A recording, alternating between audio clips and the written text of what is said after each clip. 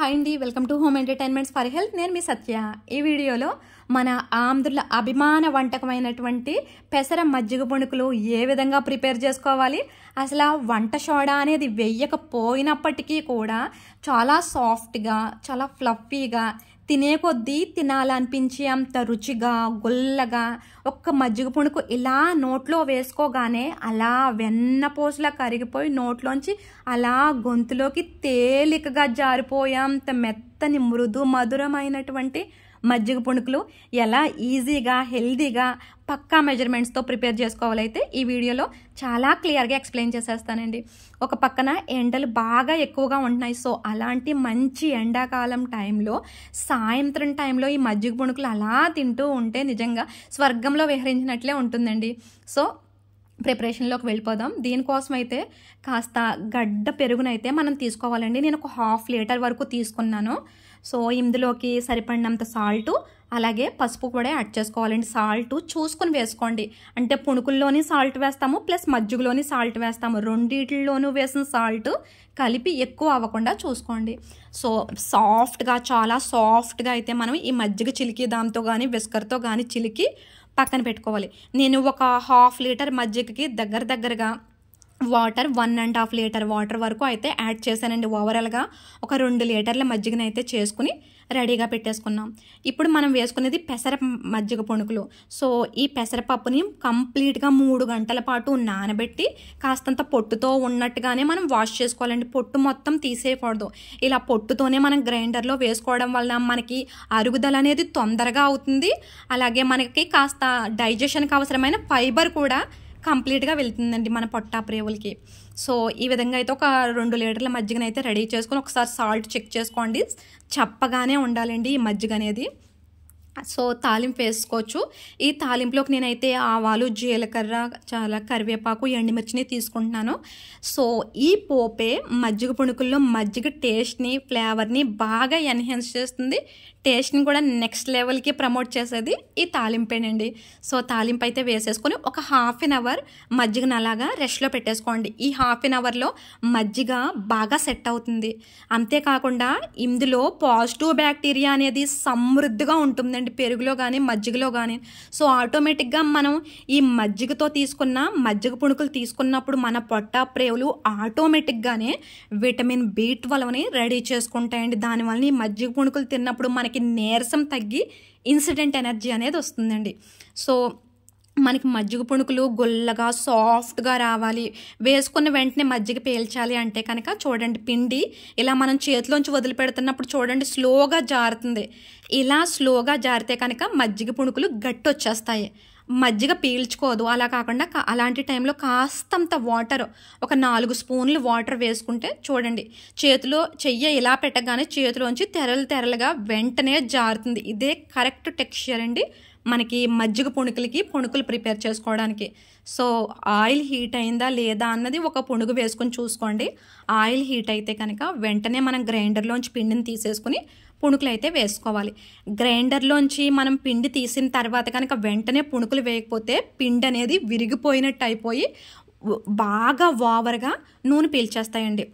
So అలా కాకుండా నూనె మరీ ఎక్కువ పీల్చకూడదు, అలా అని మరీ తక్కువ పీల్చకూడదు. మీడియంగా కరెక్ట్గా మజ్జిగ పుణుకులకి కరెక్ట్గా మజ్జిగని పీల్చుకునేలాగా కావాలి అంటే కనుక సో ఈ విధంగా అయితే మనం పిండిని గ్రైండర్లో వేసుకోవాలండి. సో చూసారు కదా, పుణుకులు చక్కగా మనం వంట సోడా వేయకపోయినా సరే చక్కగా పొంగి ఫ్లఫీగా వస్తున్నాయి. జస్ట్ మనం ఇలా ఒక్క పుణుకుని ఇలాగా ప్రెస్ చేసి చూసినప్పుడే అది మనకి నూనె పీల్చుకున్నట్టుగా అనిపిస్తుందండి. సో చక్కగా అప్పుడు మనం మజ్జిగలో వేసేసుకుంటే కనుక కరెక్ట్గా ఒక 1/2 అవర్ నుంచి 1 అవర్లోగా పుణుకులు అనేవి మజ్జిగను బాగా పీల్చుకుని చాలా టేస్ట్గా, రుచిగా మనకి మజ్జిగ పుణుకులు అయితే రెడీ అయిపోతాయండి. సో మన అంటే మన ట్రెడిషనల్ వంటకం ఈ మజ్జిగ పుణుకులు. ఎందువల్లనంటే ఇక్కడ పెసర పుణుకులు అనేది అత్యంత బలవర్ధకమైన ఆహారం. ఎందుకంటే పెసరపప్పులోని ఎగ్ రిలేటెడ్ ప్రోటీన్స్ సమృద్ధిగా ఉంటాయి. సో అంత బలవర్ధకమైనటువంటి పెసర పుణుకులతో ఈ మజ్జిగ పుణుకుల రెసిపీని ప్రిపేర్ చేసుకుని బాగా ఎండలు ఎక్కువగా ఉన్నప్పుడు సాయంత్రం టైంలో కనుక మనం చక్కగా ఈ మజ్జిగ పుణుకులను తీసుకున్నట్లయితే మన బాడీ వెంటనే కూల్ అవ్వి చక్కగా కడుపులో చల్లగా ఉన్నది అన్న ఒక భావన కలుగుతుందండి. అంటే ఈ మజ్జిగ పుణుకులు ఒంటికి బాగా చలవ చేయడంతో పాటుగా ప్రోటీన్ అధికంగా ఉండడం వల్ల మనకి కాస్త కండబలం పట్టడానికి, బలమైన పనులు చేసుకునే వారికి నీరసం లేకుండాను చాలా తేలికగా డైజెషన్ అయ్యేలాగైతే ఈ మజ్జిగ పుణుకులు ఉంటుందండి. ఎవరికైనా సరే పెసర పుణుకులు తినడం వలన కాస్త కడుపు ఉబ్బరం చేస్తుంది అని అనుకున్న వాళ్ళు చక్కగా ఇలాగా ఎండాకాలం టైంలో మజ్జిగ పుణుకులు వేసేసుకుని తినండి. ఒక 10 నుంచి 15 మజ్జిగ పుణుకులు తిన్నప్పటికీ కూడా అసలు ఏ విధమైన గ్యాస్ట్రిక్ కంప్లైంట్ ఉండదు, నీరసం అనేదే ఉండదు, చాలా యాక్టివ్గాను ఉంటారు, రెట్టింపు ఉత్సాహంతో వర్క్ చేస్తారు. సో ఇప్పుడు పిండినైతే ఈ విధంగా నార్మల్ పునుగులకి రెడీ చేసుకుంటున్నాం. రెండో వాయిలని ఓవరాల్గా నేనైతే ఒక 1/2 కిలో వేసుకున్నానండి. ఈ పెసరపప్పుని 1/2 కిలోలో ఒక 1/4 కిలో వరకు అయితే మజ్జిగ పుణుకులకి తీసుకున్న మొత్తం 1/2 కిలో పిండిని 2 వాయిల కింద వేసుకుంటున్నాం. మొదటి వాయ మజ్జిగ పుణుకులకి వేసేసాం. సో రెండో వాయ నార్మల్ పుణుకులు అండి. ఇవి పిల్లలు ఇష్టంగా తింటారు. పిల్లలు మజ్జిగ పుణుకులు చాలా రేర్గా తింటారండి. సో కానీ ఈ చిట్టి పుణుకులు అయితే కారప్పొడి వేసుకుని కానీ, లేదు అంటే నేను ఆల్రెడీ షేర్ చేసిన టమాటా కొత్తిమీర పచ్చడి వేసుకుని కానీ చక్కగా ఇచ్చేస్తే ప్లేట్ పుణుకులు ఈజీగా లాగించేస్తారండి పిల్లలు. వాళ్ళకి అసలు కడుపు ఉబ్బరం కానీ అసలు అరగకపోవడం అన్న సమస్యలు గట్టా ఏమీ ఉండదండి. చాలా హ్యాపీగా తిని తిరుగుతారు. పిల్లలకి మనం స్నాక్స్ అని చెప్పి ప్రిజర్వేటివ్ యాడ్ చేసిన ఫుడ్స్ కానీ, ఎక్కువగా కెమికల్స్ యాడ్ చేసిన స్నాక్స్ అని కానీ ఇవ్వడం కాకుండా ఇంట్లోనే హెల్తీగా ఇలా అప్పుడప్పుడు ఒక 3 మంత్స్కి ఒకసారి, లేదు అంటే 2 మంత్స్కి ఒకసారి ఈ విధంగా మజ్జిగ పుణుకులు చేసి చిట్టి పుణుకులు వాళ్ళకి ఇచ్చినట్లయితే వాళ్ళు చాలా ఇష్టంగానూ తింటారు. పైగా మన ట్రెడిషనల్ రెసిపీస్ మీద వాళ్ళకంటూ ఒక ఐడియా వస్తుందండి. ఎప్పుడు చాక్లెట్స్, బిస్కెట్స్, లేస్, కుర్కురేస్ ఇవే కాకుండా ఇలాంటి పునుగులు కూడా వాళ్ళకి కండబలాన్ని పెంచుతాయి. అంతేకాకుండా వాళ్ళకి అవసరమైన అంటే సెల్ డెవలప్మెంట్కి అవసరమైన ప్రోటీన్ కూడా వెళ్తుంది.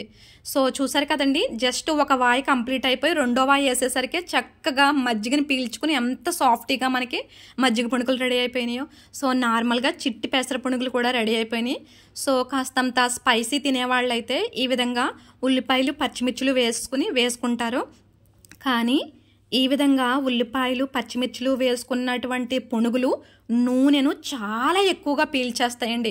ఏదో బాగా ఇంట్రెస్ట్ అయితే తప్పితే ఎవరో అంతా ప్రిఫర్ చేయకండి. ఇవి తినడానికి నోటికి చాలా బాగుంటాయి. మధ్యలో పంటికి ఆనియన్స్ తగులుతూ, మధ్యలో ఒక్కొక్క మిర్చి ముక్క తగులుతూ ఉంటే కారంగా చాలా రుచిగా ఉంటాయి. కానీ నూనెనైతే ఎక్కువగా పీలుస్తాయండి. అందుకని ఎక్కువగా 3 మంత్స్కి ఒకసారి, 4 మంత్స్కి ఒకసారి, లేదు అంటే అకేషన్గా ఒకసారి తప్పితే కానీ ఎక్కువగా ఇలా ఆనియన్స్, పచ్చిమిర్చి వేసి అంత ప్రిఫర్ చేయకండి. నూనె బాగా ఎక్కువ పీల్చేసుకుంటాయి. సో చూసారు కదండి, ఈ విధంగా అయితే ఒక 1/2 కిలో పెసరపప్పుతో అయితే ఈ విధంగా మజ్జిగ పుణుకులు, నార్మల్ పుణుకులు, అలాగే ఆనియన్ పుణుకులు అనేసి ఇన్ని రకాలుగా అయితే ఈవినింగ్ స్నాక్స్లోకి ప్రిపేర్ చేసాం. కానీ ఎండాకాలంలో బాగా వేడి చేసింది అన్న టైంలో కూల్ డ్రింక్స్, ఐస్ క్రీమ్స్, లేదు అంటే కూలింగ్ జ్యూసెస్ అని ఇలా ఈ వేలో వెళ్ళిపోకుండా వెస్ట్రన్ వేలోని చక్కగా మన ఇండియన్ కల్చర్ ప్రకారంగా ఈ ట్రెడిషనల్ రెసిపీస్ లాంటివి మజ్జిగ పుణుకులు లాంటివి తిని బలంగా ఉండండి, ఆరోగ్యంగా ఉండండి.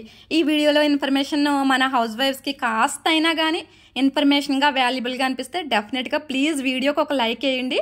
అలాగే మన ఈ home entertainment for health channel subscribe చేసుకుని ఈ వీడియోని మీ ఫ్రెండ్స్, రిలేటివ్స్ అందరికీ కూడా షేర్ చేసి ఇంటిల్లిపాతి ఆరోగ్యంగా, ఆనందంగా ఉండండి.